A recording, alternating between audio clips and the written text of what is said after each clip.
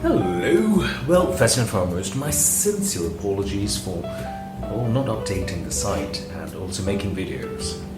Been rather busy since the MCO, trying to make ends meet, making a living, that sort of thing. It's not like I'm a member of parliament where I get fat paychecks, although I'm really not doing anything but causing ruckus. Or perhaps if I'm a member of parliament who really doesn't have much to do, get elected, not even elected, get placed in a government-linked company as a chairman to ensure that it actually fails for sure this time. Perhaps that's what happened to Mars Airlines. Too much government links. Oh well. So much gloom story, right? Oh, you want to hear a joke? Okay. Get ready. The Malaysian government. Yeah, it's a joke.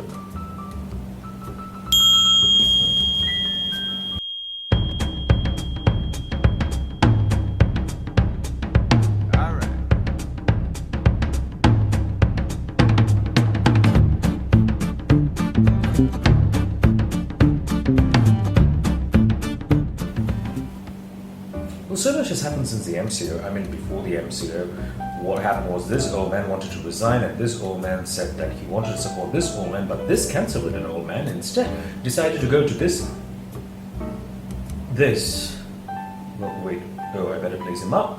Otherwise, this video will be considered incriminating. So, this old man, not so old, middle-aged, royal person, king, decided to place this guy, regardless of his pancreatic cancer, as a prime minister and get this dude out.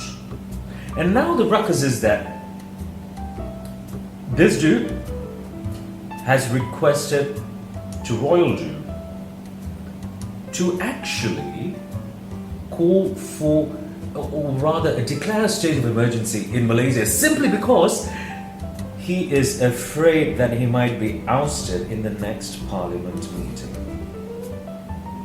Wow. Talk about priorities. Talk about placing the nation first.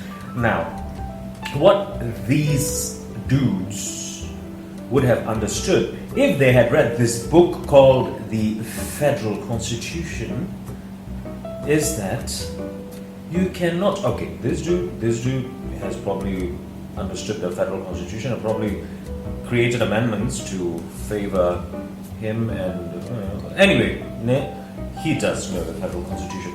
But these two, here's why I doubt it.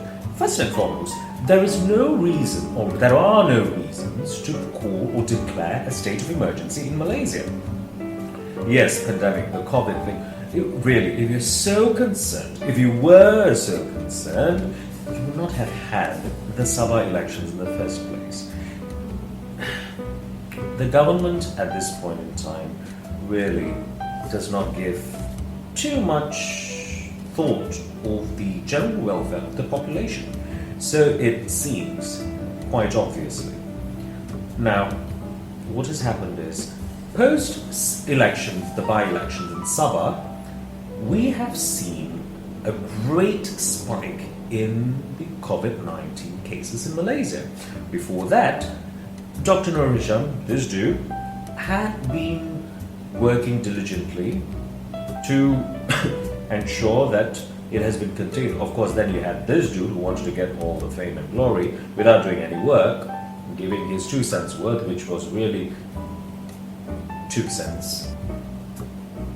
He had been diligently ensuring that Malaysia was kept safe and the pandemic was not quite a pandemic but contained.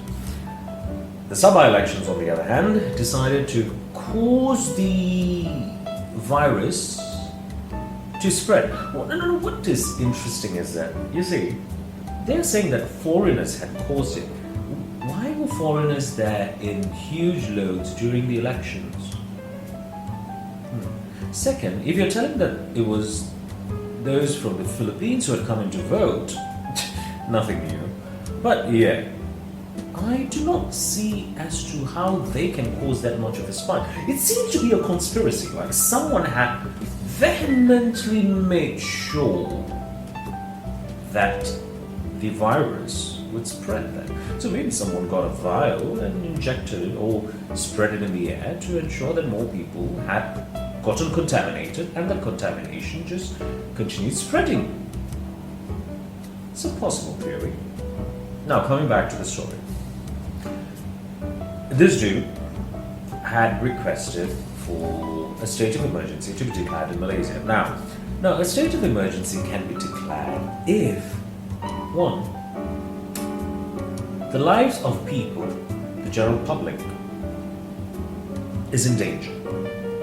Two, there is a national calamity or some occurrence that is actually causing the instability in the nation. Or three, some sort of war, civil riot, violence that is taking place. Yes, you have all these that could cause for a calling of the Emergency Act to be implemented. With none of this occurring, there is really no reason for the Emergency Act to be implemented, or a state of emergency to be declared, rather. The Prime Minister had asked the King to call for a state of emergency simply because he is feeling threatened that the next parliamentary seating could cause him to lose his premiership. Really? And the best part is the King, with all due respect, had actually told him that he would go and ask the Council of Rulers if or not a state of emergency can be declared.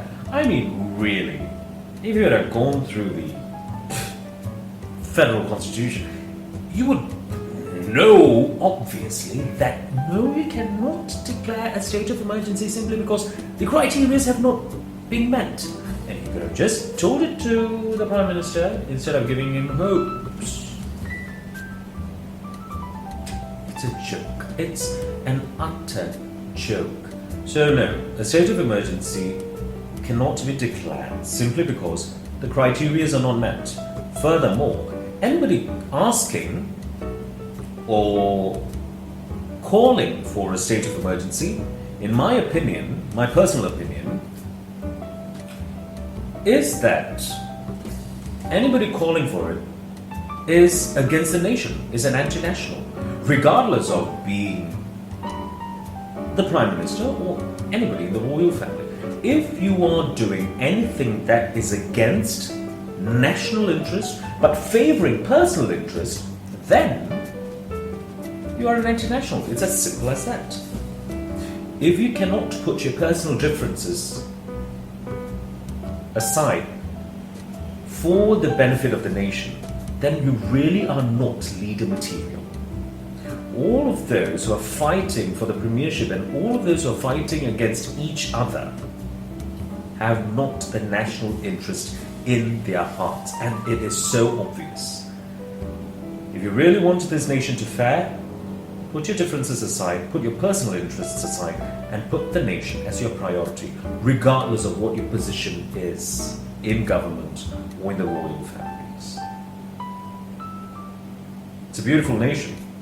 Stop destroying it.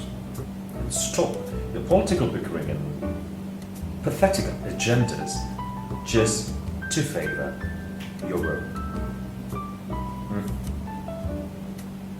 Anyway, cheers to a better tomorrow.